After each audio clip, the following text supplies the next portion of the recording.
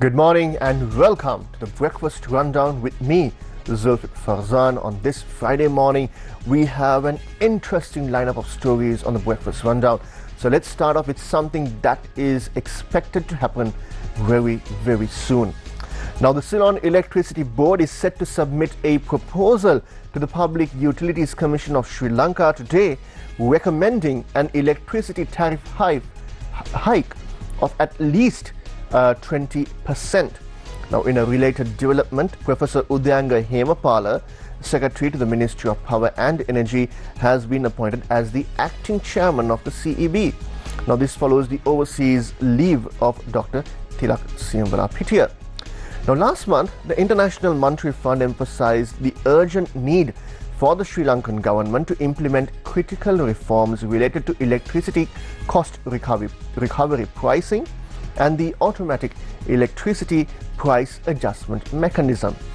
Now, Evan Papajoju, the IMF mission chief for Sri Lanka, said that the current tariff does not adequately cover the cost of the Ceylon Electricity Board, including generation, transmission and distribution. Now, during a press conference last month, he said that the automatic tariff adjustment mechanism based on bulk supply consumption has not functioned as intended. At the same time, just ahead of the local government elections earlier this month, Sri Lankan President Anura Kumara Dissanayake also revealed that a June electricity tariff hike will likely take place. Now, speaking during the Satana televised political discussion on 2nd May, President Dissanayake stressed the need for cost-reflective electricity pricing, aligning with the recommendations of the International Monetary Fund.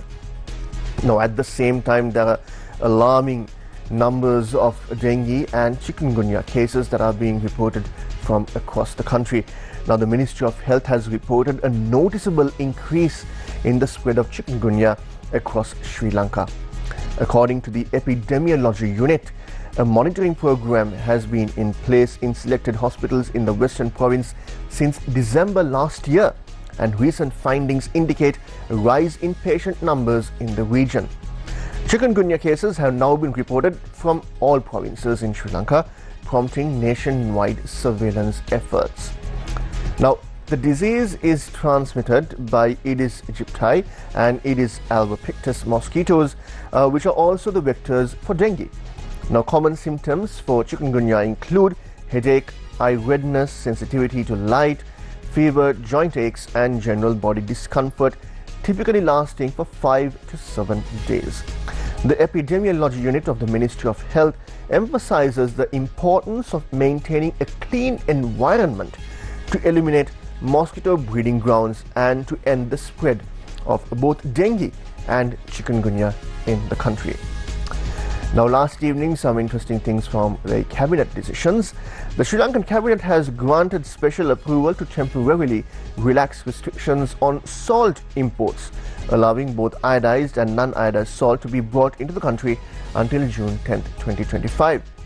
Now, the decision made during the cabinet meeting held on May 15th comes in response to a sharp rise in retail salt prices and widespread consumer complaints over the non-availability of salt. Now, just a few days ago, that's last weekend, one of the most tragic passenger transport accidents in recent Sri Lankan history took place, and 23 lives were lost in this accident. Now, following that, several measures have been implemented to ensure the safety of passengers adopting for the use of passenger transport vehicles across the country. The Sri Lanka Transport Board has launched a special inspection campaign to ensure compliance with previously issued circular guidelines for long-distance passenger buses. Now, the move follows the tragic accident in Garandjalla on the 11th of May, which claimed the lives of 23 people when a bus plunged into a ravine. Now, according to SLTB Deputy General Manager THRT Chandusiri, the inspections will verify whether operators are adhering to key safety protocols outlined in a circular issued earlier this year. Now, these include employing drivers with at least 3 years of experience, conducting pre-departure mechanical inspections and maintaining reports, and implementing a standardized scheduling system for long-distance routes. Now, 12 regional engineers have been instructed to carry out the inspections across the country. Now, Sri Lanka's underworld has also come into the spotlight with some serious allegations that were made by notorious underworld figure Sirasa when he was escorted out of a court premises recently. Sri Lanka's Terrorist Investigation Division has initiated a special inquiry into serious allegations made by notorious underworld figure Nadun Chintaka Wickramaratne, widely known as Sirasa. The probe follows a public statement made by Wickramaratne on May 14th while being escorted from the Colombo court complex. Now, he claimed that he was being unlawfully detained at the Tangol prison after refusing to pay a bribe of 300 million rupees, allegedly demanded by former Public Security Minister Tirunellis and suspended Inspector General of Police Deshabandhu Tennakon.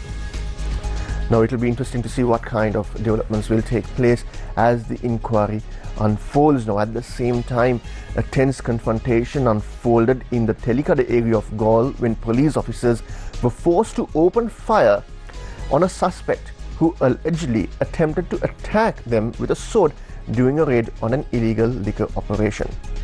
According to police spokesperson SSP Buddhika Manatunga, officers had received intelligence about an illicit alcohol distribution network operating out of a private residence in the area.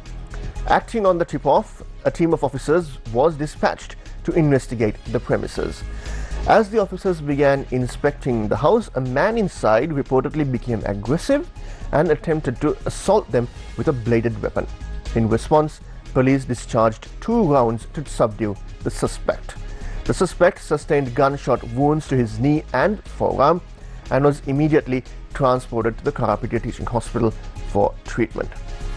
At the same time, late last evening, Sri Lankan President Anura Kumara Dissanayake approved the establishment of dedicated anti-corruption investigation units within provincial councils and local government institutions aiming to combat corruption and administrative inefficiencies. Now, the decision follows a request by provincial governors during a high-level discussion at the President's office. During the meeting, President Dissanayake had emphasized that provincial governors bear the primary responsibility for driving development initiatives and ensuring accountability within their respective provinces.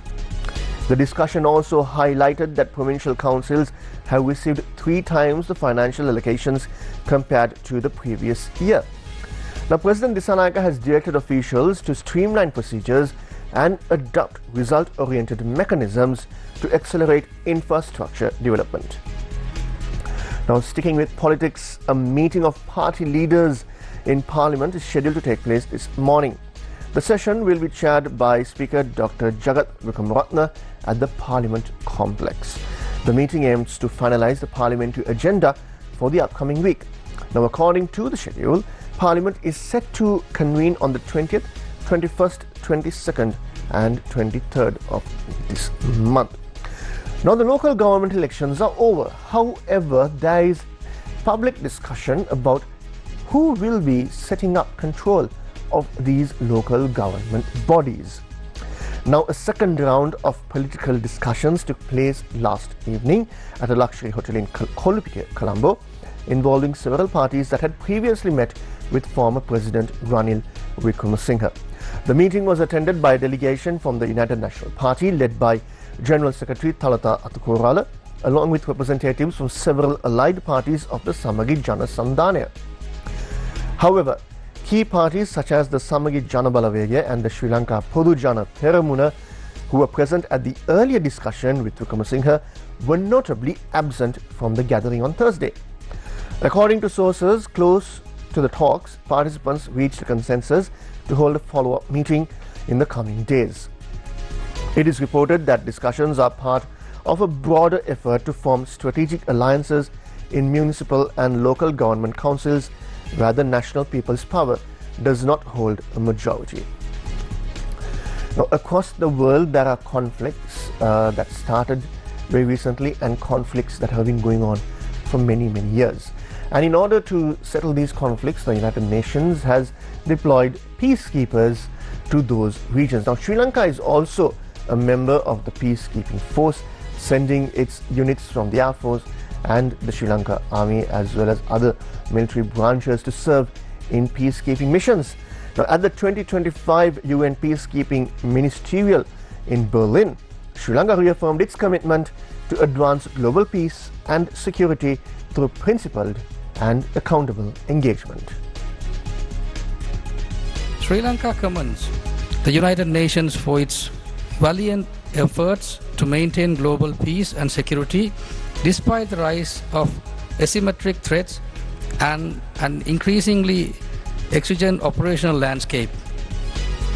As a peace-loving nation, Sri Lanka, under the leadership of the new government, reaffirms our unwavering commitment to maintain global peace and security. Today, our efforts are further strengthened by renewed national vision and a series of reforms to enhance professionalism and accountability in all aspects of governance, including the defense sector. Mr. Chair, Sri Lanka believes that the protection of civilians remains a cornerstone of UN peacekeeping. This vital mandate requires more robust and responsive peacekeeping strategies given the growing complexities on the ground. The rapid pace of technological advancement has paved the way for new and more sophisticated threats, further complicating the operational environment.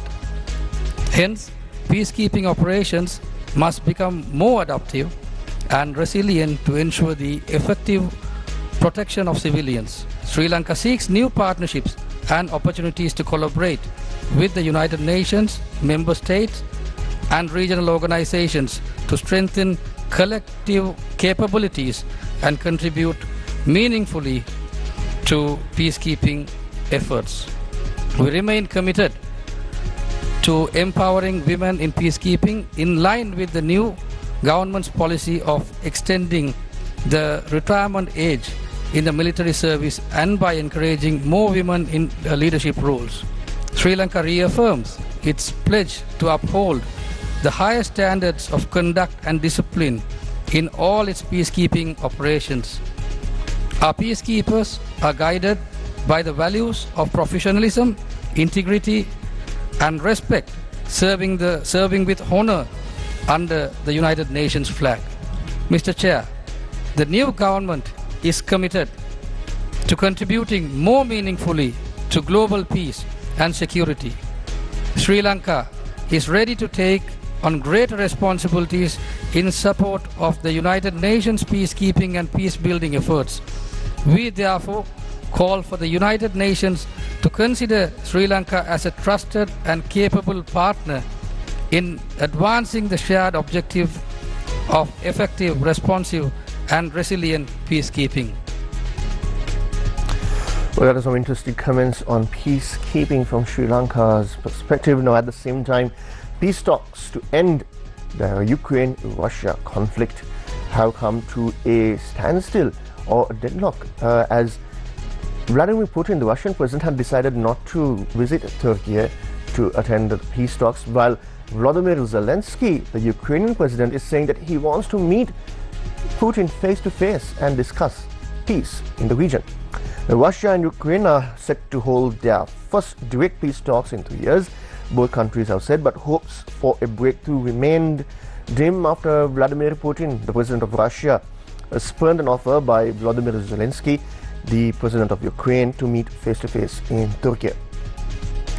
Zelensky said he was sending a team headed by his defense minister to Istanbul for the talks, even as he said that the Russian delegation did not include anyone who actually makes decisions, accusing Moscow of not making efforts to end the war.